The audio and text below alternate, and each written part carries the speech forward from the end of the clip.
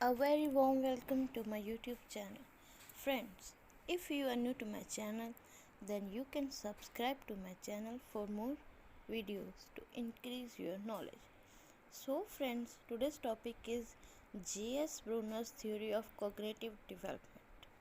It is very important theory of education, and the concepts scaffolding given by Mr. Brunner always come in 4 marks or 2 marks question.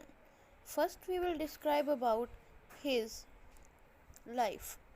He was born on 1st of October 1915 in the American city of New York.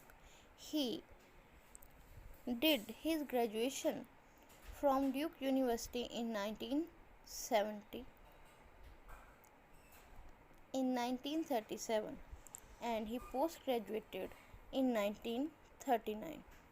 He took his doctorate degree from Howard University in 1941 and in 1945 he started working as a professor in Howard University. He was one of the most important and first persons who introduced constructivism theory. He introduced the concept of scaffolding. It is similar to ZPD concept in some sort. According to him, whenever a child is learning a new type of knowledge, he always uses his previous knowledge as a bridge.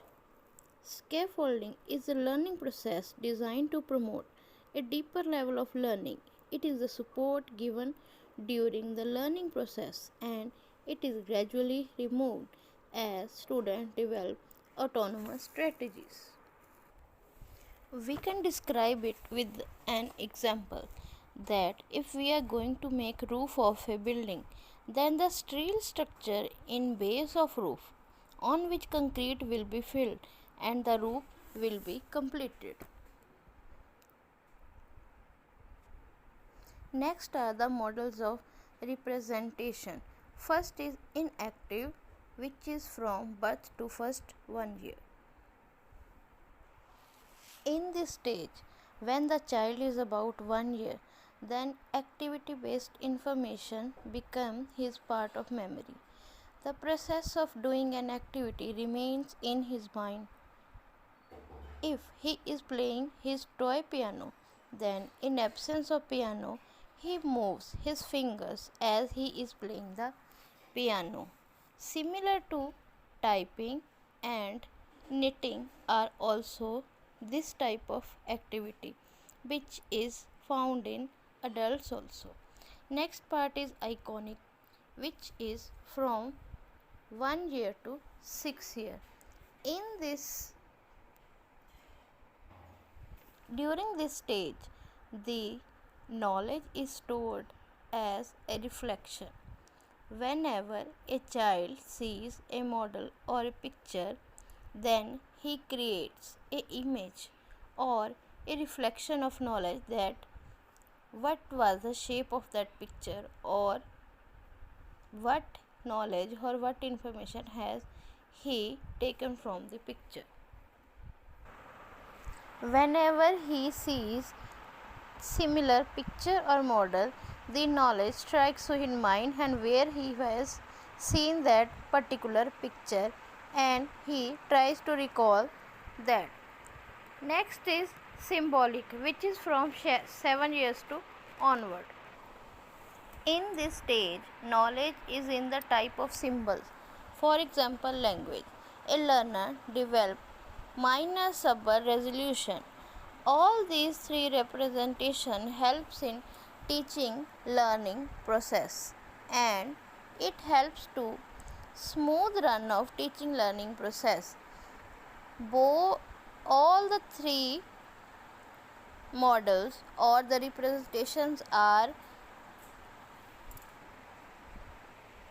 bound to each other. For example, the inactive, iconic and symbolic faces or models increase the knowledge of a learner and the settlement of permanent knowledge in the mind. According to Brunner, the main motive or objective of the education is to develop self-dependent learners who himself can know which part of knowledge he wants to learn and how he will increase his knowledge and how to get education in different levels. I hope friends this is clear to you. Next I will explain in Punjabi. J.S. ਬਰੂਨਰ, ਜਿਨ੍ਹਾਂ ਦਾ ਕਿ ਪੂਰਾ ਨਾਮ ਸੀ ਜੀਰੋਮ ਸਿਓਮਰ ਬਰੂਨਰ, ਇੱਕ ਅਮਰੀਕੀ ਮਨੋਵਿਗਿਆਨਿਕ ਸਨ ਅਤੇ ਉਹਨਾਂ ਦਾ ਜਨਮ 1 ਅਕਤੂਬਰ 1915 ਨੂੰ ਅਮਰੀਕਾ ਦੇ ਨਿਊਯਾਰਕ ਸ਼ਹਿਰ ਵਿੱਚ ਹੋਇਆ। ਉਹਨਾਂ ਨੇ ਆਪਣੀ ਸਨਾਤਕ ਦੀ ਡਿਗਰੀ ਡਿਊਕ ਯੂਨੀਵਰਸਿਟੀ ਤੋਂ 1937 ਦੇ ਵਿੱਚ ਪ੍ਰਾਪਤ ਕੀਤੀ ਅਤੇ ਉਹਨਾਂ ਨੇ ਪੋਸਟ ਗ੍ਰੈਜੂਏਸ਼ਨ 1939 ਵਿੱਚ ਕੀਤੀ। 1941 ਨੂੰ ਹਾਰਵਰਡ ਯੂਨੀਵਰਸਿਟੀ ਤੋਂ PhD ਕਰਨ ਤੋਂ ਉਪਰੰਤ ਉਹ ਡਾਕਟਰ J.S. ਬਰੂਨਰ ਬਣ ਗਏ। ਉਹਨਾਂ ਦੁਆਰਾ ਵਿਸ਼ਵ ਪ੍ਰਸਿੱਧ ਸਕੈਫੋਲਡਿੰਗ ਦਾ ਕਨਸੈਪਟ ਦਿੱਤਾ ਗਿਆ ਹੈ ਅਤੇ ਉਹਨਾਂ ਨੇ ZPD ਦੇ ਸੰਕਲਪ ਦੇ ਨਾਲ ਮੇਲ ਖਾਂਦਾ ਹੋਇਆ ਇਹ ਕਨਸੈਪਟ ਦਿੱਤਾ ਹੈ। 1991 ਵਿੱਚ ਬਰੂਨਰ ਨਿਊਯਾਰਕ ਯੂਨੀਵਰਸਿਟੀ ਦੇ ਸਕੂਲ ਆਫ ਲਾਅ ਵਿੱਚ ਪੜ੍ਹਾਉਣ ਲੱਗੇ। ਇੱਥੇ ਉਹਨਾਂ ਨੇ ਇਹ ਖੋਜ ਕੀਤੀ ਕਿ ਮਨੋਵਿਗਿਆਨ ਕਾਨੂੰਨੀ ਪ੍ਰਕਿਰਿਆ ਨੂੰ ਕਿਸ ਤਰ੍ਹਾਂ ਪ੍ਰਭਾਵਿਤ ਕਰਦਾ ਹੈ। ਭਾਵੇਂ ਵਾਈਗੋਸਕੀ ਨੇ ਕਦੀ ਵੀ ਸਕੈਫੋਲਡਿੰਗ ਦੇ ਸ਼ਬਦ ਦੀ ਵਰਤੋਂ ਨਹੀਂ ਕੀਤੀ, ਪਰੰਤੂ ਇਸ ਦਾ ਸੰਕਲਪ ਦਾ ਵਿੱਚ ਨਵੇਂ ਗਿਆਨ ਨੂੰ ਪ੍ਰਾਪਤ ਕਰਨ ਵਿੱਚ ਪੁਰਾਣੇ ਗਿਆਨ ਦਾ ਸੀੜੀ ਬਣਨਾ ਸ਼ਾਮਿਲ ਹੈ ਅਤੇ ਜਿਸ ਦੀ ਸਹਾਇਤਾ ਦੇ ਨਾਲ ਬੱਚਾ ਨਵਾਂ ਗਿਆਨ ਵੀ ਪ੍ਰਾਪਤ ਕਰਦਾ ਹੈ। ਸਕੈਫੋਲਡਿੰਗ ਸਿੱਖਣ ਪ੍ਰਕਿਰਿਆ ਵਿੱਚ ਕੀਤੀ ਗਈ ਆਰਜੀ ਮਦਦ ਹੈ, ਜਿਸ ਦੇ ਸਿੱਟੇ ਵਜੋਂ ਸਿੱਖਿਆਰਥੀ ਸਿੱਖਣ ਦੇ ਅਗਲੇ ਪੜਾਅ ਜਾਂ ਪੱਧਰ ਨੂੰ ਪ੍ਰਾਪਤ ਕਰਦੇ ਹਨ। ਜਦੋਂ ਵਿਦਿਆਰਥੀ ਆਪਣੇ ਆਪ ਉਸ ਪ੍ਰਾਪਤੀ ਯੋਗ ਬਣ ਜਾਂਦੇ ਹਨ ਤਾਂ ਬਾਹਰੀ ਮਦਦ ਹੌਲੀ ਹੌਲੀ ਹਟਾ ਦਿੱਤੀ ਜਾਂਦੀ ਹੈ। ਇਸ ਨੂੰ ਅਸੀਂ ਇੱਕ ਉਦਾਹਰਣ ਨਾਲ ਵੀ ਸਮਝ ਸਕਦੇ ਹਾਂ ਕਿ ਜੇਕਰ ਲੈਂਟਰ ਪਾਉਣਾ ਹੈ ਤਾਂ ਉਸ ਸਮੇਂ ਤਿਆਰ ਕੀਤਾ ਗਿਆ ਆਰਜੀ ਢਾਂਚਾ ਖੜ੍ਹਾ ਕਰਨਾ। ਜਿਵੇਂ ਕਿ ਤੁਸੀਂ ਦੇਖਿਆ ਹੋਵੇਗਾ ਦੋਸਤੋ ਕਿ ਜੇਕਰ ਲੈਂਟਰ ਪਾਉਣਾ ਹੈ ਤਾਂ ਸਿੱਧਾ ਹੀ ਲੈਂਟਰ ਨਹੀਂ ਪਏਗਾ, ਪਹਿਲਾਂ ਨੀਹਾਂ ਪੱਟੀਆਂ ਜਾਣਗੀਆਂ, ਫਿਰ ਉਸ ਦੇ ਉੱਤੇ ਢਾਂਚਾ ਖੜ੍ਹਾ ਕੀਤਾ ਜਾਵੇਗਾ ਅਤੇ ਉਸ ਤੋਂ ਬਾਅਦ ਲੈਂਟਰ ਨੂੰ ਬੰਨ੍ਹਿਆ ਜਾਂਦਾ ਹੈ, ਜਿਸ ਵਿੱਚ ਕਿ ਸਰੀਏ ਦੇ ਮਦਦ ਨਾਲ ਜਾਲ ਬੰਨ੍ਹਿਆ ਜਾਵੇਗਾ। ਸਰੀਏ ਦੇ ਜਾਲ ਨੂੰ ਬੰਨ੍ਹਣ ਤੱਕ ਦਾ ਜਿਹੜਾ ਪ੍ਰੋਸੈਸ ਹੈ ਉਸ ਨੂੰ ਅਸੀਂ ਸਕੈਫੋਲਡਿੰਗ ਕਹਾਂਗੇ। ਉਸ ਦੇ ਉੱਪਰ ਕੰਕਰੀਟ ਪਾ ਕੇ ਹੀ ਲੈਂਟਰ ਪਵੇਗਾ ਅਤੇ ਲੈਂਟਰ ਪਾਉਣ ਦੀ ਪ੍ਰਕਿਰਿਆ ਪੂਰੀ ਹੋ ਜਾਵੇਗੀ।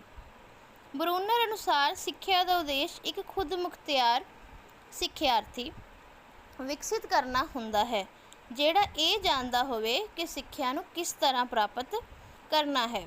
ਬਰੂਨਰ ਨੇ ਵੀ ਇਸ ਨੂੰ 3 ਭਾਗਾਂ ਵਿੱਚ ਵੰਡਿਆ ਹੈ, ਜਿਨ੍ਹਾਂ ਨੂੰ ਕਿ ਮਾਡਲਸ ਆਫ ਰਿਪਰੈਜ਼ੈਂਟੇਸ਼ਨ ਕਿਹਾ ਜਾਂਦਾ ਹੈ।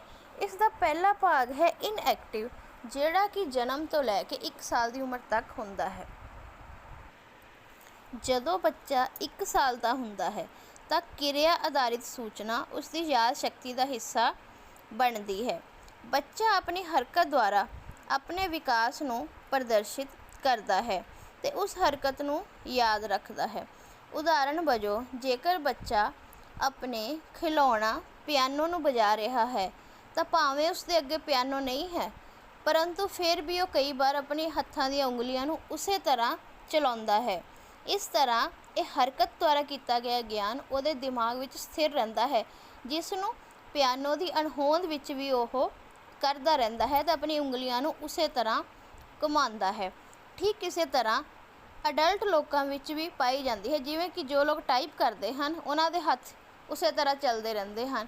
ਇਸੇ ਤਰ੍ਹਾਂ ਜਿਹੜੇ ਲੋਕ ਸਿਲਾਈ ਕਢਾਈ ਦਾ ਕੰਮ ਕਰਦੇ ਹਨ ਉਹਨਾਂ ਦੇ ਹੱਥ, ਭਾਵੇਂ ਉਹਨਾਂ ਦੇ ਹੱਥ ਵਿੱਚ ਕੱਪੜਾ ਨਾ ਹੋਵੇ ਤਾਂ ਵੀ ਮੂਵ ਕਰਦੇ ਰਹਿੰਦੇ ਹਨ।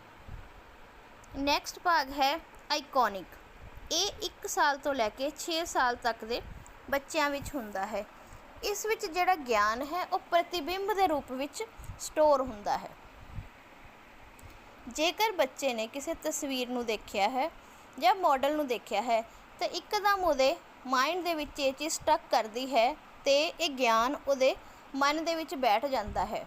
ਜਦੋਂ ਉਹ ਉਸ ਦੇ ਨਾਲ ਰਲਦੀ ਮਿਲਦੀ ਤਸਵੀਰ ਨੂੰ ਦੇਖਦਾ ਹੈ ਜਾਂ ਉਸੇ ਚੀਜ਼ ਨੂੰ ਦੁਬਾਰਾ ਦੇਖਦਾ ਹੈ ਤਾਂ ਇੱਕਦਮ ਯਾਦ ਕਰਨ ਦੀ ਕੋਸ਼ਿਸ਼ ਕਰਦਾ ਹੈ ਕਿ ਉਸ ਨੇ ਉਹ ਚੀਜ਼ ਕਿੱਥੇ ਦੇਖੀ ਹੈ, ਉਸ ਚੀਜ਼ ਦਾ ਕੀ ਨਾਮ ਹੈ।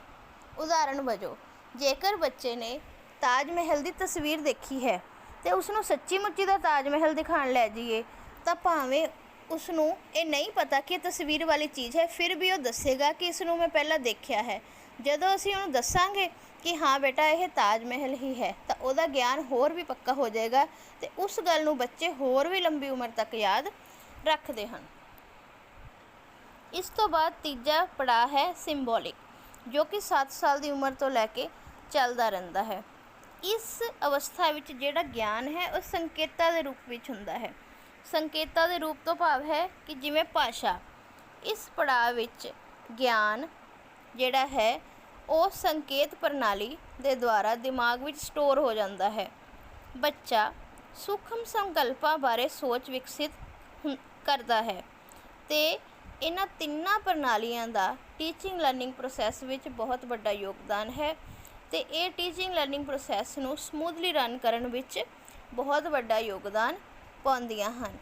ਜੇਕਰ ਇਹਨਾਂ ਤਿੰਨਾਂ ਪੜਾਵਾਂ ਵਿੱਚ ਬੱਚੇ ਨੂੰ ਸਹੀ ਗਾਈਡਲਾਈਨ ਮਿਲੇ ਤਾਂ ਉਸ ਦਾ ਜਿਹੜਾ ਗਿਆਨ ਹੈ ਉਹ ਚਿਰਸਥਾਈ ਰਹਿ ਸਕਦਾ ਹੈ ਅਤੇ ਉਸ ਨੂੰ ਸਾਰੀ ਉਮਰ ਕੰਮ ਆਉਂਦਾ ਰਹੇਗਾ। ਬਰੂਨਰ ਦੁਆਰਾ ਦਿੱਤੀਆਂ ਇਹ 3 ਪ੍ਰਣਾਲੀਆਂ ਇੱਕ ਦੂਜੇ ਨਾਲ ਬਦਲਣਯੋਗ ਹਨ ਅਤੇ ਕਈ ਵਾਰ ਤਿੰਨਾਂ ਦਾ ਹੀ ਪ੍ਰਯੋਗ ਸਿੱਖਣ ਲਈ ਵੀ ਕੀਤਾ ਜਾਂਦਾ ਹੈ। ਫਰੈਂਡਸ, ਆਈ ਹੋਪ ਹੁਣ ਤੁਹਾਨੂੰ ਕਲੀਅਰ ਹੈ ਕਿ ਬਰੂਨਰ ਦੀ ਥਿਊਰੀ ਵਿੱਚ ਕੀ ਹੈ, ਸਕੈਫੋਲਡਿੰਗ ਕੀ ਹੈ ਅਤੇ ਨਾਲ ਦੀ ਨਾਲ ਅੱਗੇ ਉਸਨੇ ਇਸ ਨੂੰ ਕਿਹੜੇ 3 ਪੜਾਵਾਂ ਵਿੱਚ ਵੰਡਿਆ ਹੈ। ਜੇਕਰ ਤੁਹਾਨੂੰ ਮੇਰੀ ਵੀਡੀਓ ਪਸੰਦ ਆਈ ਹੈ ਤਾਂ ਪਲੀਜ਼ ਲਾਈਕ ਦਾ ਬਟਨ ਦਬਾਓ ਅਤੇ ਇਸ ਨੂੰ ਵੱਧ ਤੋਂ ਵੱਧ ਵਿਦਿਆਰਥੀਆਂ ਨਾਲ ਸ਼ੇਅਰ ਕਰੋ, ਕਿਉਂਕਿ ਵਿਦਿਆ ਵਿਚਾਰੀ ਤਾਂ ਪਰਉਪਕਾਰੀ। Like, share and subscribe to my channel for more videos. Till then, take care. God bless you all.